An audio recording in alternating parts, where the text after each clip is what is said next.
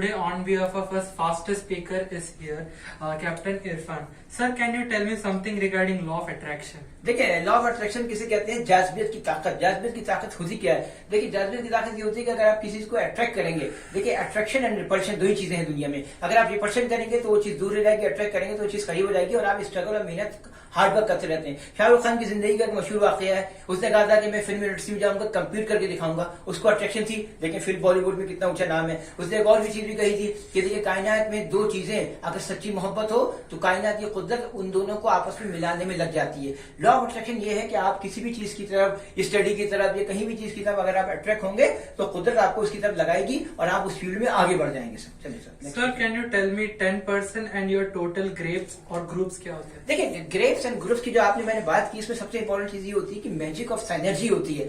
देखिए, magic of synergy होती है कि फर्ज करें आप अकेले हैं, आपके साथ कोई भी नहीं, आप तना है, तो एक अंगूर का गुच्छा होता है। अगर वो ऐसी पड़ा है तो कोई इसको वैल्यू नहीं देता है। अंगूर के 4-5 गुच्छे होते हैं तो लोग अट्रैक्ट होते हैं। आप अपनी फैमिली बनाएं, आप उस फैमिली में अपने दोस्तों को और खास खास लोगों को रखें। आपकी किड्स भी हों, कम से कम 10 आदमी हों। अगर आपके पास 10 आदमी अच्छे हैं जो आपको पसंद करते हैं और आपका एक ग्रुप है, तो आप अकेले कभी नहीं रह सकते हैं। तो आपका एक अच्छा ग्रुप हो गया, मैजिक ऑफ साइनर्जी हो जाती है। और जब मैजिक ऑफ साइनर्जी होती है, परिंदों के गोल और मुख्तलिफ चीजें चलती होती है, तो आपके पास एक स्पिरिचुअल ताकत होती है, आप आगे बढ़ते चले जाते हैं। कोई आदमी आप पे हाथ नहीं उठा सकता है। Next question sir, life counselling and life coaching. देखिए, लाइफ काउंसलिंग और कोचिंग होती क्या है? लाइफ काउंसलिंग कोचिंग ये होती है कि आपने देखा होगा कि आजकल अमेरिका में, ऑस्ट्रेलिया में बड़े बड़े मतलब ये हो रहे हैं, ये वाकई इसलिए हो रहे हैं कि देखिए, महंगाई इतनी हो गई है कि हस्बैंड एंड वाइफ सबको जॉब करनी पड़ रही है, फिर टाइम कम दे पा रहे हैं काउंसलिंग के लिए।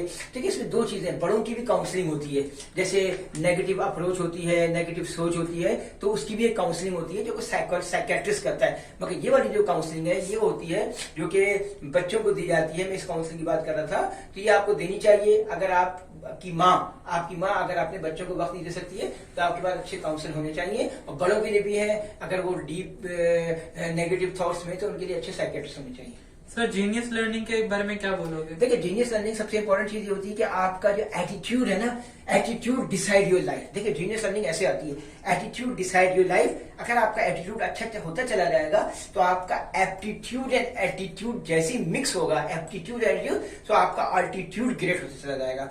सो इसी में ही आपकी जीनियस लर्निंग है। आपको पता होना चाहिए कि आपको कौन से सब्जेक्ट अट्रैक्ट करते हैं और आपको क्या चीज आगे ले जाएगी जिंदगी की दौड़ में।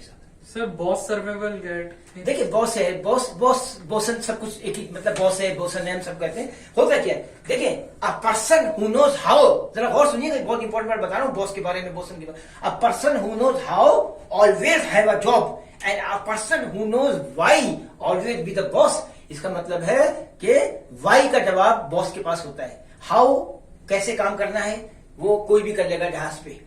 बॉस कौन होता है? A person who knows why always be the boss. आप समझे मेरी बात? आप बॉस सर्वाइवल गाइड पढ़ें और आपको सीखेंगे। ठीक है सर? सर, पब्लिक रिलेशंस को कैसे मेंटेन? देखिए, पब्लिक रिलेशन जो है वो इंटरनेशनल रिलेशंस होता है। आप इसको कई तरह से मेंटेन कर सकते हैं। इसमें आप अपनी बॉडी लैंग्वेज वगैरह वो भी यूज करें। आपके टर्म्स एंड कंडीशन जो है वो अच्छे रखें। और हमारे जो है ये हुक्मरान वगैरह, उनको चाहिए कि फॉरेन पॉलिसी एंड डिप्लोमेसी, इन सब चीजों को डील करें एंड स्पेशली वो नॉलेज हासिल करें डीलिंग विद डिप्लोमेसी से। डीलिंग विद डिप्लोमेसी से हासिल करें तो आपके पब्लिक रिलेशंस जो है वो अच्छे बढ़ते चले जाएंगे। ठीक है sir? Sir, what do you mean by multiple intelligence? देखिए, मल्टीपल इंटेलिजेंस कैसे आती है? मल्टीपल इंटेलिजेंस ऐसे आती है कि देखिए, पैशन से आती है।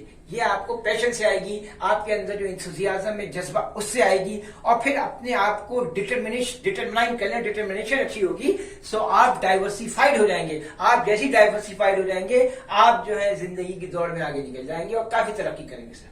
So what is passion and persistive in life? देखिए, मैंने आपको पहले ही बताया था कि पैशन का जो डायरेक्ट प्रोपोर्शनली जो है वो आपके इंथुजियाज्म से है। आप अपना पैशन, जज्बा, गोल्स स्ट्रांग रखें। जैसे ही आपका पैशन स्ट्रांग होगा, और दूसरी बात ये कि सब्र और तहम्मुल, सब्र एंड नज्म और ज़ब्त, इन सब चीजों के साथ अपने काम को करें। मतलब ये ना हो कि आज ये किया, अब कल करना है, कल आपने बोला मेरा मूड नहीं है। नहीं, आपको एक काम करना है तो आप अपना टारगेट बना रहे हैं कि भाई मेरे को 3 घंटे रोजाना इंग्लिश में अपने ऐसे लिखने हैं या कोई फिजिक्स की थ्योरी का काम करना है, तो आप रोज के हिसाब से करें। इसको आप परसिस्टेंस इन लाइफ कहते हैं सर। असर्टिव स्किल्स मतलब? देखिए, असर्टिव स्किल्स में सबसे ज्यादा इंपॉर्टेंट चीज है एजिटेशन। असर्टिव स्किल ऐसी होनी चाहिए कि आप तेज भी हों और दरमियाने भी हों।